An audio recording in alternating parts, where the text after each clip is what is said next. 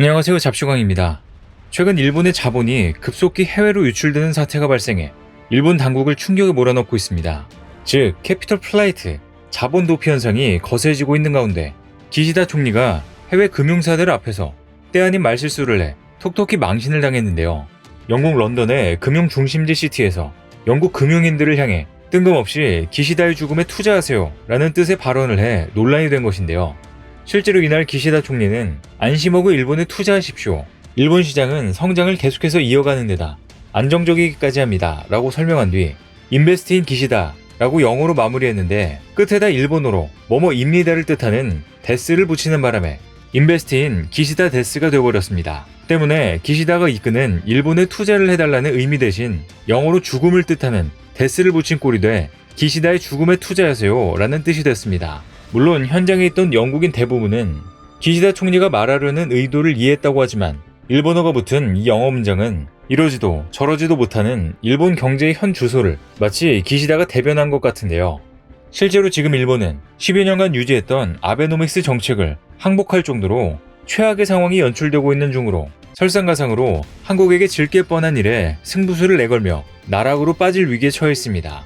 이렇듯 자충수를 두고 있는 일본의 상황에 대해 자세히 알아보겠습니다.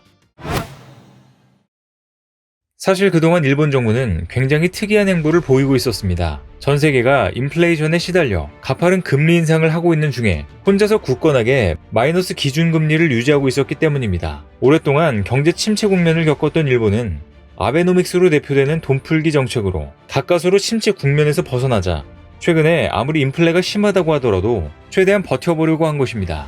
실제로 일본 정부는 인위적으로 금리를 눌러오며 꾸역꾸역 버티며 미국이 금리 인하 결정을 내릴 때까지 시간을 벌여보려는 심산이었습니다. 이런 이유로 엔화 가치가 가파르게 추락해 앞서 10월엔 32년 만에 최저치를 기록했으며 일본은행도 일본 정부가 발행한 국채 절반 이상을 보유하는 유례없는 일이 벌어지기도 했는데요. 일본은행의 국채 보유 비율은 불과 10년 전만 해도 10% 수준이었지만 저금리를 유지하기 위해 국채가 발행될 때마다 무조건적으로 사들였기 때문입니다. 실제로 올해 초 미국 중앙은행인 연준의 국채 보유 비율은 20%, 유럽 중앙은행도 30% 수준인 걸 비교해보면 일본은행이 얼마나 비정상적인지 알 수 있습니다. 그런데 최근 일본 정부가 결국 10여 년 만에 항복 선언을 하며 장기금리 변동폭을 기존 플러스 마이너스 0.25%에서 플러스 마이너스 0.5%로 확대하기로 결정했습니다. 이와 관련해 니케이는 사실상의 금리 인상이라며 일본 정부가 전 세계가 벌이는 기준금리 인상 국면이 언제 끝날지 모른다는 판단에 더 이상 버틸 수 없다고 본 것이라고 분석했습니다. 그런데 이렇듯 일본은행이 10년간 고수해왔던 아베노믹스를 버리고 정상화에 나서자 세계 금융시장의 변동성이 커질 수 있다는 우려가 나오는데요. 블룸버그 통신도 이번 조치의 성격이 어떤지는 지켜봐야 한다면서도 이로 인해 향후 몇 달간 전 세계 시장의 균열이 계속될 것으로 전망했습니다.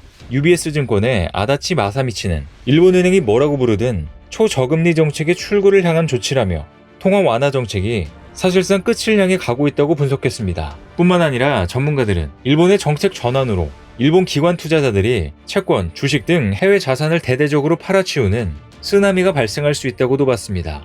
상황이 이렇자 7년째 마이너스 금리를 유지하고 있는 일본이 조만간 이를 포기할 가능성이 높다는 전망까지 나왔는데요. 내년엔 현재 마이너스인 단기 금리를 플러스 구간으로 끌어올릴 것이라는 분석입니다. 실제로 골드만삭스는 최근 일본은행이 국채시장 기능 강화 필요성을 강조한 건 내년에 마이너스 금리 정책을 폐기할 확률이 높아졌음을 의미한다고 밝혔습니다. 전 세계적인 인플레이션과 금리 인상으로 일본이 엔화 가치 급락, 물가 상승으로 심각한 타격을 받자 초저금리 정책을 버티던 일본이 결국 포기할 것이라는 의견입니다.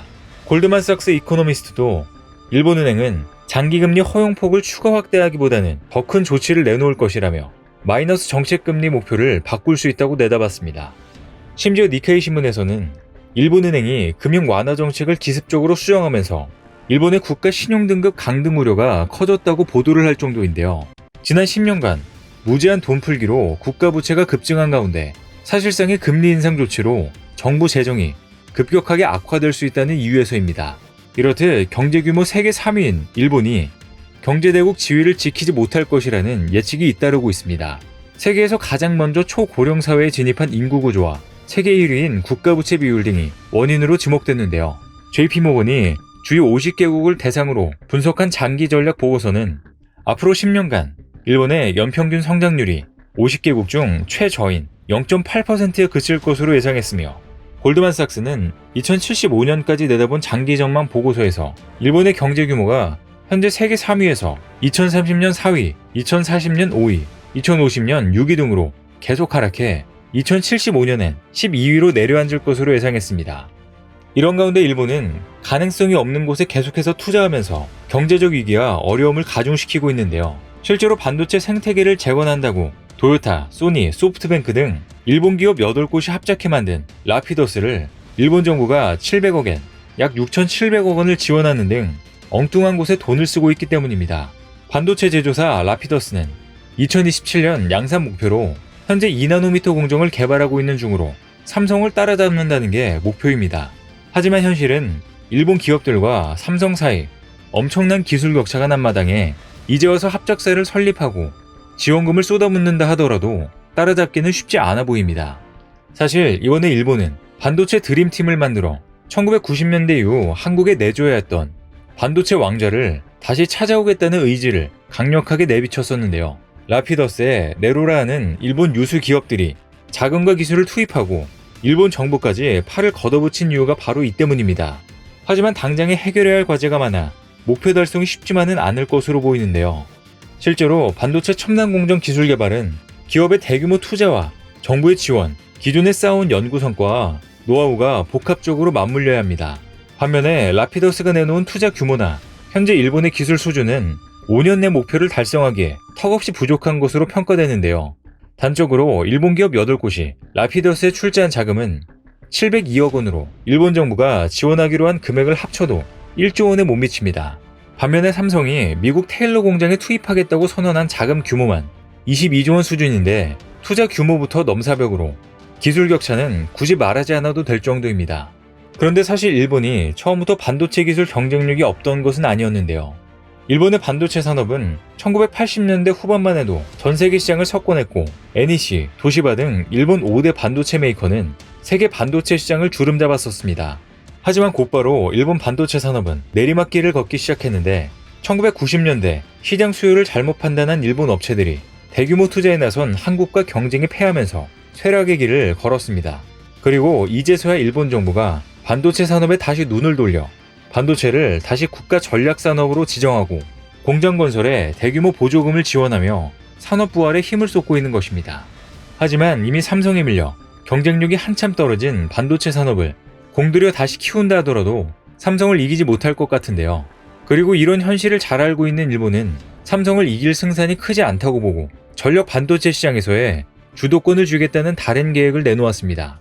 전력 반도체는 전기를 동력으로 바꾸는 데 쓰이는 반도체를 통칭한 것으로, 즉 일본은 메모리 반도체에서 삼성을 이길 수 없다고 일찌감치 판단하고 전략을 선회한 것으로 보입니다. 이렇게 일본까지 다시 뛰어드는 세계 반도체 전쟁 상황 속에서도 한국만은 이익을 볼 것이라는 전망이 나와 화제가 되고 있는데요. 반도체를 둘러싼 국제관계를 조명한 칩워 저자 크리스 밀러 터프치대 교수는 삼성의 경우 메모리 반도체와 상당한 규모의 시스템 반도체 생산에 특화되어 있다며 다른 나라가 이를 대체하는 것은 불가능하다고 쐐기를 박았습니다. 또 밀러 교수는 미중 반도체 전쟁으로 다른 환경에 직면하는 건 중국뿐이라며 삼성은 앞으로도 자국에서 가장 진보된 기술을 계속 개발할 것이라고 전망했습니다. 뿐만 아니라 현재 메모리 반도체 불황이 지속되면서 상황이 어렵지만 삼성만은 계속되는 반도체 치킨 게임에서 버틸 여력이 충분해 보인다는 의견도 나오는데요. 업황이 얼어붙은 상황에서 메모리 시장 판도가 재고 감축에 달렸지만 여유가 있는 삼성은 아직 감산은 없다는 입장을 고수하고 있는 상황입니다. 과거부터 다져놓은 탄력적 조절 능력은 삼성만 유일한 것으로 실제로 불리한 시장 환경 속에서도 수익 규모를 유지할 수 있는 기반이 되고 있습니다. 그런데 이 와중에 삼성은 업계 최초로 12나노 DDR5 D램을 개발하며 명실상부 업계 선두주자로서 활약을 하고 있는데요. 이번에 삼성이 개발한 12나노급 DDR5 공정은 통상 5세대 10나노급 공정으로 통하는데 현재 AMD와 함께 호환성 검증까지 마친 상태입니다. 삼성은 작년 10월에 업계 최선단 14나노 DDR5 D램 양산을 시작했는데 이번에 공개한 12나노급 D램은 기존 제품에 비해 생산성이 무려 20%나 향상됐습니다. 이렇게 삼성이 매년 선보이고 있는 성과와 그 기술력은 정말 놀라울 정도인데요. 1992년 글로벌 D램 시장 1위에 오른 삼성이 지금까지 단 한 번도 1위 자리를 내준 적 없는 만큼 앞으로도 일본에게 자리를 내주는 일은 없을 것 같습니다. 오늘 준비한 소식은 여기까지입니다. 댓글을 통한 여러분들의 많은 의견 기다리겠습니다. 시청해주셔서 감사합니다.